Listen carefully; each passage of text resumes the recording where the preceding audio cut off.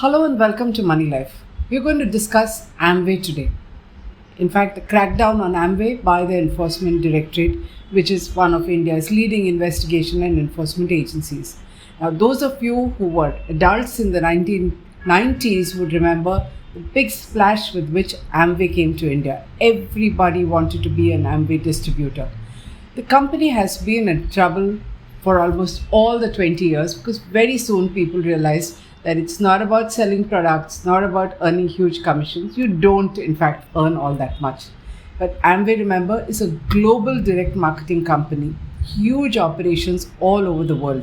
In fact, Wikipedia calls it a multi-level marketing company, though Amway itself describes itself as a direct seller. Now, the Enforcement Directorate cracked down on Amway this week, and it said 757 crore of Indian assets had been attached. This was on 18th April. And it attached properties and 411.83 crore worth of movable and immovable property, including plant and machinery. After all, Amway sells products, right?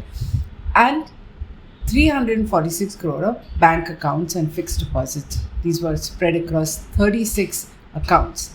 Now, the ED has given out a detailed statement where it accuses Amway of running what it calls an MLM scheme. What is a multi-level marketing scheme? It means that other than products, you actually earn a commission for introducing new people. So you spread it to friends and family. Those people introduce new people, and they're called uplines and downlines. And every time new people join in, the person who introduces them gets a commission. This is part of the business model, and every MLM claims that you can make humongous amounts of money. There are many of them. There are tens of thousands of them all over the country. And it is actually the biggest way that people lose money.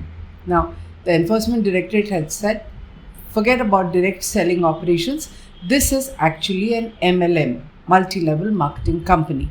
Very little attention is paid to the actual sale of products, which are exorbitantly priced, and the entire focus is on luring people to enroll as members and earning commission by getting new members. As I explained, that is the classic model of multi-level marketing companies.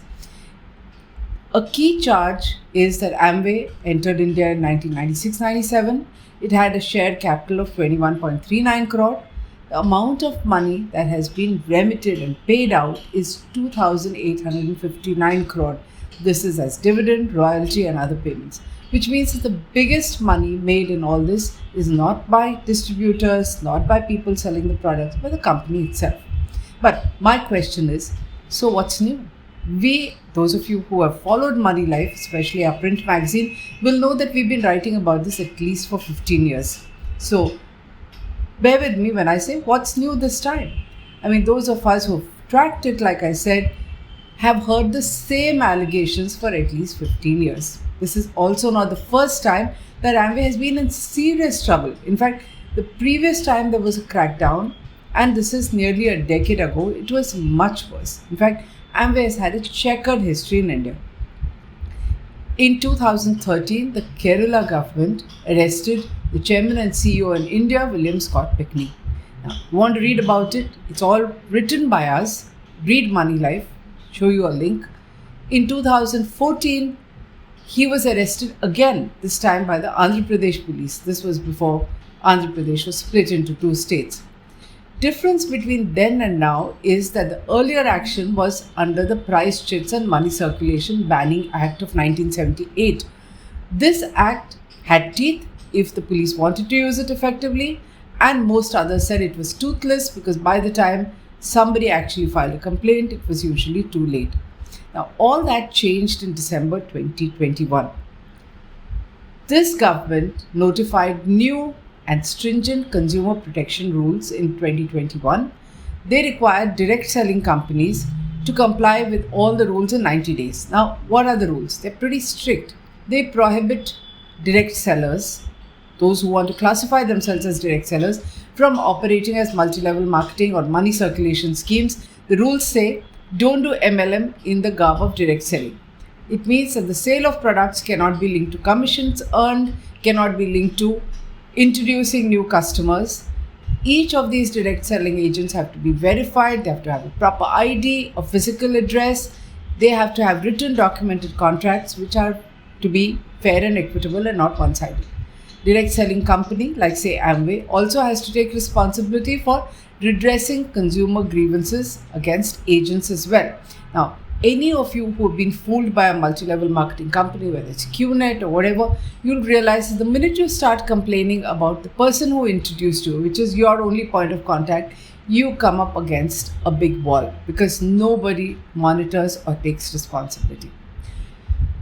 The story behind these 2021 rules is very interesting. In fact, as soon as the NDA government came to power in 2014, the direct selling industry began to lobby hard to say dilute the Price Chits and Money Circulation Act.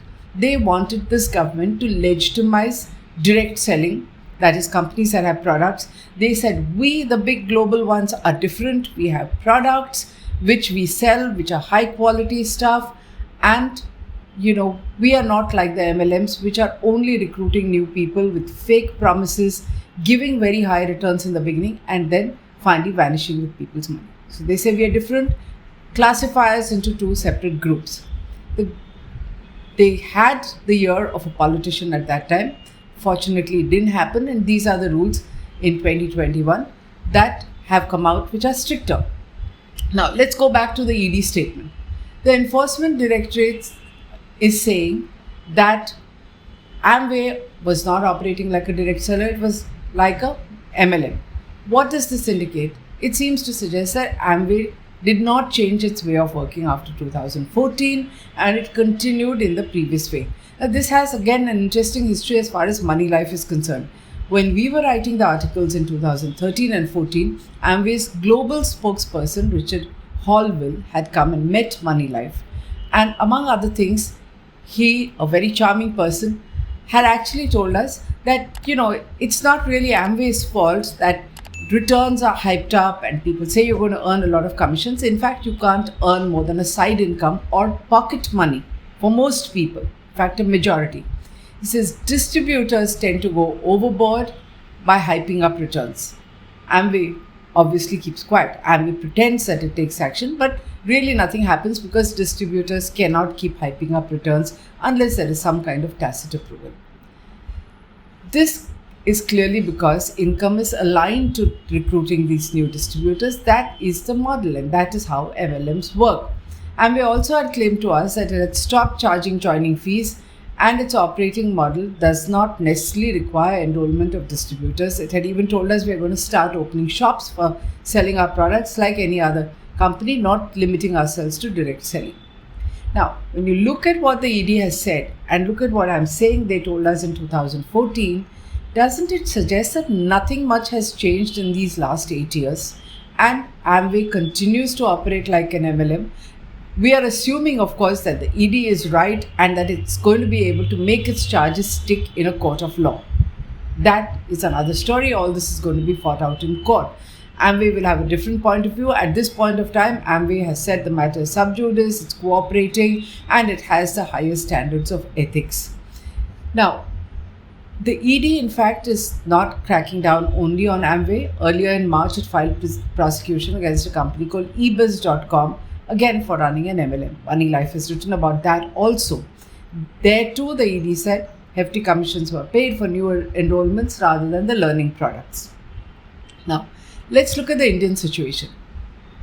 A majority of Indians fall for the hype and lose money. In fact, the biggest money-making trap for gullible savers is because of their greed and ignorance about how multi-level marketing companies work. They operate like a cult. You'll have friends, neighbors, and relatives hard selling and hyping it almost as though they're devotees of a cult. They have huge programs, and most of the time they have very powerful opinion makers, film stars, sports people, and politicians, because you can't turn a blind eye unless you are politicians. And don't forget, even police and enforcement people have family members who are hard selling these products and recruiting people.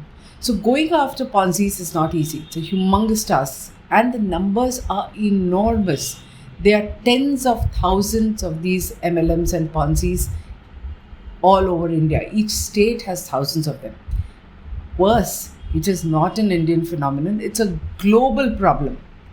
Robert L Fitzpatrick is the founder of International Association to Expose, Study and Prevent Pyramid Schemes. He's got a website called pyramidschemealert.org in which he's constantly writing. He's even written 2 books, False Prophets and Ponzinomics, where he rips apart the models.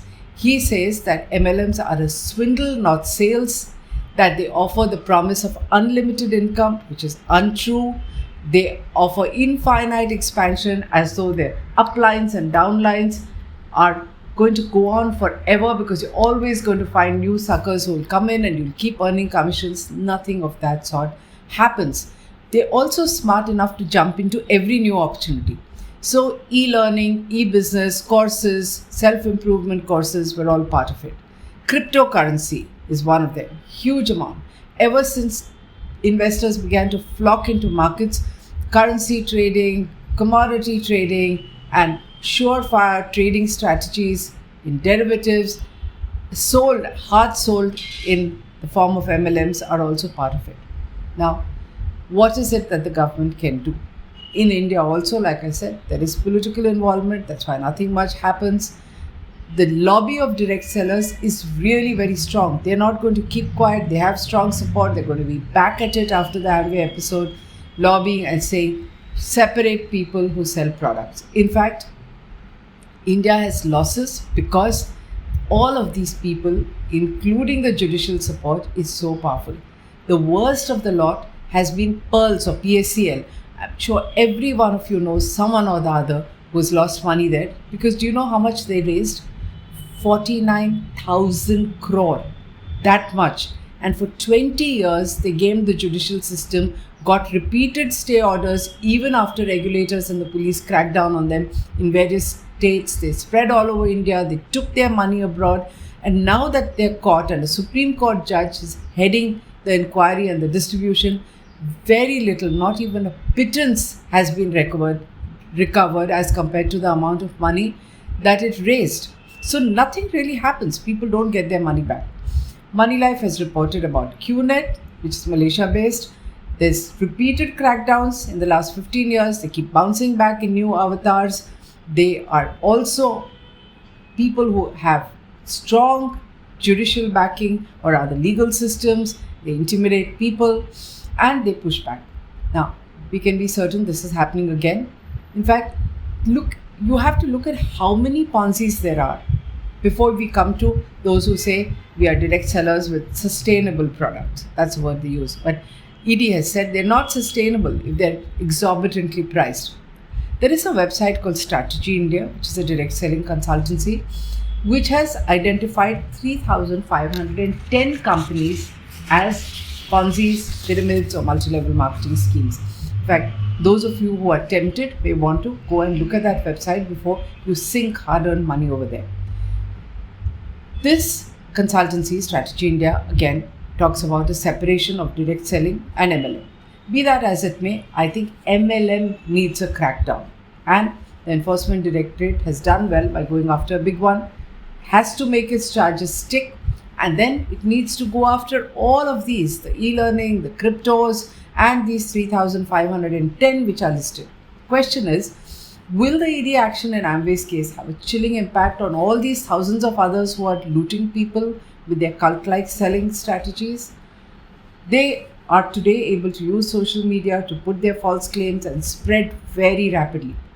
Like I said, the bottom line is, if the ED can make its charges stick, and if it is serious, it can't stop at Amway, it has to go after all MLMs. In fact, ED has a handle on Twitter. Go to that handle and post the names of Ponzi's that you know. Like what I say, share it. We need to save people from losing money. Thank you.